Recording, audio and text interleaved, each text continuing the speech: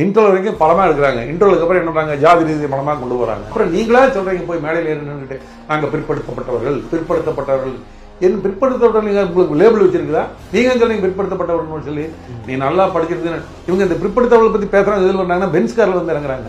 ஆமாம், அவங்க பிற்படுத்தப்பட்டவர்கள் நான் பேசிட்டு இருக்கிறவங்க அவங்க வந்து பார்த்தீங்கன்னா 3 கோடி ரூபா காரில் வந்து இறங்கிட்டு நான் பிற்படுத்தப்பட்டவங்க மேடையில் வரும்னு பேசுகிறாங்க. இதான் பிற்படுத்தப்பட்டவர்கள். நீ விளிம்பு நிலையில் இருக்கிற மக்களுடைய வாழ்க்கை தரத்தை பற்றி உங்களுக்கு தெரியும் பேசுகிறீங்க. நீங்கள் சினிமாவில் காட்டுறீங்க, நீங்கள் விளிம்பு வாழ்க்கையை வாழ்றீங்க. நீங்கள் பணம் இருக்கிறவங்க முற்படுத்தப்பட்டவன், பணம் இல்லாதவங்க பிற்படுத்தப்பட்டவன். அவ்வளவுதான். இப்போதைக்கு அதை நான் ஃபினான்ஷியல் தான் முடிவு பண்ணுறேன். இன்னைக்கு இல்லை, எப்பவுமே இன்னைக்கு இதுதான்.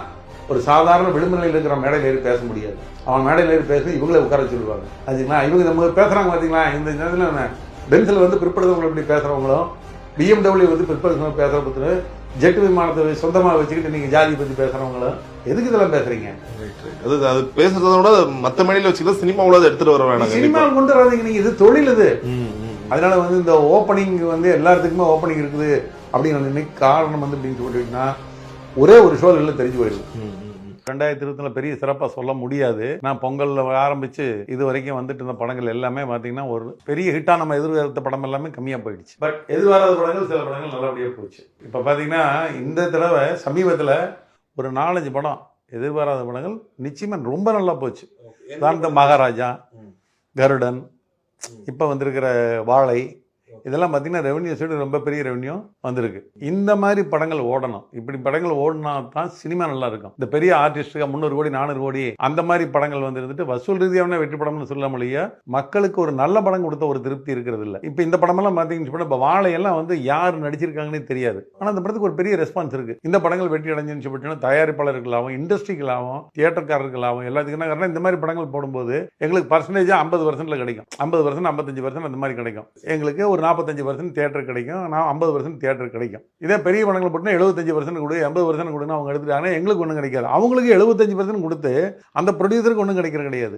அது மொத்தமாக ஆர்டிஸ்ட்டுக்கு சேலரியாக போயிருது. இப்போ 300 கோடி பட்ஜெட் படத்தில் 200 கோடி 250 கோடி ரூபா ஆர்டிஸ்ட் அண்ட் டெக்னீஷியன் சம்பளம் ஆச்சுங்களா, 80% வந்து ஆர்டிஸ்ட் அண்ட் டெக்னீஷியன் சம்பளத்துக்கு போயிருது. அதனால இந்த மாதிரி படங்கள் பெரிய அளவில் வெற்றி அடைஞ்சதுன்னா இண்டஸ்ட்ரி வலுவாக இருக்கும், நல்லா இருக்கும். ஆனால் இப்போ ஒரு பெரிய படம் ரொம்ப எதிர்பார்த்த படமா எனக்கு தெரிஞ்சு இந்தியன் 2 ஒரு மிகப்பெரிய எக்ஸாம்பிள் நினைக்கிறேன். ஏன்னா அந்த படமெல்லாம் இருக்க எதிர்பார்ப்பு அதிகமாக இருந்துச்சு, ப்ரொமோஷன் பயங்கரமா இருந்துச்சு. ஆனா இப்போ வரைக்கும் படம் ஒரு 150 160 கோடின்றாங்க ஒட்டுமொத்த இந்தியாவோட சேர்த்து. நம்பர் பத்தி எனக்கு கரெக்டா தெரியாது. பட் நீங்க இதை மட்டும் இந்தியன் 2 மட்டும் சொல்லாதீங்க. அயலான் எடுத்துக்கங்க, ஓகே, கேப்டன் மில்லர் எடுத்துக்கங்க, தங்கலான் எடுத்துக்கங்க, இந்த படம் எடுத்துக்கங்க. இதனுடைய பட்ஜெட் பத்தியெல்லாம் நம்மளுக்கு தெரியாது. எல்லாமே பிரம்மாண்டமான படங்கள் சொல்லி வந்த படங்கள்.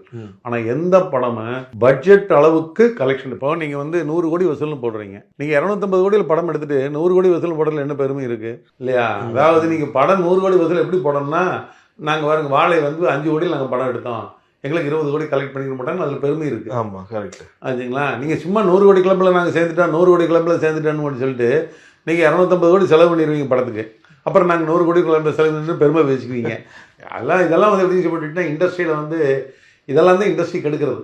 Okay okay okay. நம்ம வெளியில் இருக்கிற என்ன நினச்சிக்கிறாங்க, அப்பா 100 கோடி கலெக்ட் பண்ணிடுச்சு அப்படி 100 கோடி கலெக்ட் பண்ணிவிட்டு அந்த படத்தை தயாரித்தவருக்கும் அந்த படத்தை விநியோகம் பண்ணவருக்கும் தியேட்டருக்காரர்களுக்கு அந்த படத்தில் என்ன பிரயோஜனம் இருக்குது? அதுதானே, ஒரு படம் தியேட்டரில் நல்லா போனால் தான் ஓடிடியே வாங்குறாங்கன்ற மாதிரி ஒரு சூழ்நிலை ஏற்பட்டுச்சு. அப்போ இப்போ ஓடிடி டெலிவிஷனும் அதுக்கேற்ற மாதிரி பெரிய படம் கொடுத்து வாங்குறது இல்லையா? 6 மாதம் ஆயிடுச்சு இந்த மாதிரி நின்று.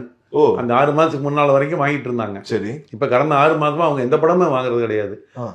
அவங்க வந்து இப்போ எப்படியும் எல்லாம் மெர்ஜ் ஆகிட்டாங்க, ஒருத்தருக்கு கம்பெனிகள் மெர்ஜ் ஆகிட்டு அவங்க வந்து நீங்கள் முதல்ல தியேட்டருக்கு போயிட்டு வாங்க சரி அப்படின்னு சொல்லிட்டாங்க. தியேட்டருக்கு போயிட்டு வந்தால் கூட பெரிய விலை கொடுக்குறது கிடையாது.